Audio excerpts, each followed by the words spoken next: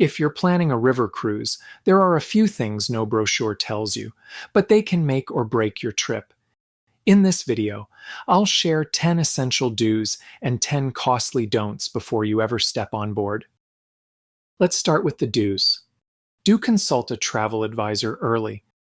Get help matching the right river, cruise line, ship, and cabin to your budget and travel style, and uncover promotions, perks, and other benefits you might not know exist.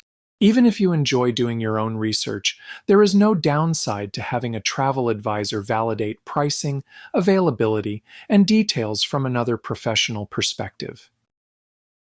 Do research the cruise line's philosophy and specialty. Look beyond price and decor and understand the line's history, style, inclusions, and loyalty program. These details vary by cruise line and help you feel confident in the brand and ensure each trip counts toward future benefits. Think of it like choosing your favorite hotel chain. Once you find the right fit, everything aligns naturally and the relationship feels effortless. Do study the itinerary and excursions. This sounds obvious but is often underrated.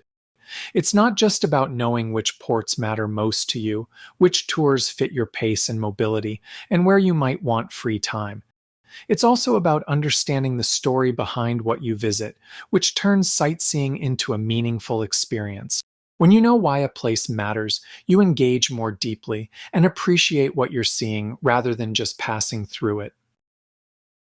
Do check air and transfer options. See whether the cruise line can package flights and transfers at contracted rates. Bundled air and transfers can simplify logistics and sometimes save money compared with booking everything on your own. Do consider pre- and post-cruise extensions. Adding nights in key cities before or after the cruise lets you recover from jet lag and explore more deeply.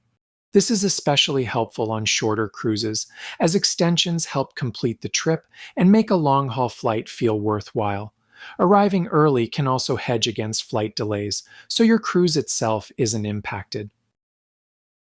Do confirm special requirements in advance.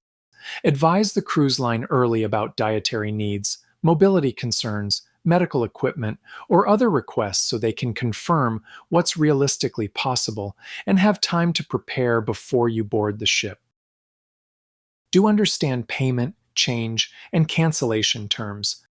Know your deposit and final payment dates, whether installments or multiple cards are allowed, and what happens if you need to change dates or itineraries. Do pack smart in layers. Expect cool mornings, warm afternoons, and cooler evenings, with occasional river breezes. Bring mix and match layers, a lightweight windbreaker or rain jacket, and comfortable walking shoes suitable for hills and cobblestone streets. Keep essentials close at hand, including medications, your passport, travel documents, phone, and chargers. Do check entry and visa requirements. Confirm whether you may need an ETA, ETIAS, or other visas for Europe, the UK, or any countries on your itinerary, and apply well in advance. Also, make sure your passport is valid for at least 6 months beyond your final travel date, as many countries require this. Do bring some small bills, ideally in local currency. They're handy for things like tipping local guides or bus drivers. If you're traveling in Europe, try to have some euro coins, especially 50 cents or €1 coins, since many public washrooms charge a small fee. If you can't get coins in advance, that's okay. Cruise lines can often help once you're on board. Now that we've covered the do's, the don'ts are just as important. Don't bring oversized or bulky suitcases. Choose bags slim enough to slide under the cabin bed.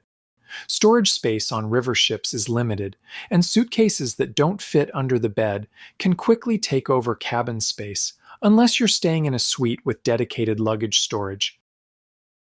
Don't overpack. Pack versatile outfits and leave some room for souvenirs. Most river cruise lines offer laundry service for a fee, and some have self-service laundry facilities, which can help you pack lighter. Modern activewear is lightweight, compact, easy to wash, and quick drying, making it ideal for travel. Don't start at the lowest level for your first river cruise, whether it's the cabin or the cruise line. Aim for at least a French balcony, which offers a floor to ceiling window that opens, providing better light and a more authentic river cruising experience. This establishes a useful reference point. The same thinking applies to cruise lines. Starting with a premium line gives you the context to later decide whether to move up to a luxury experience or down to a more value-focused option. Don't skip travel insurance.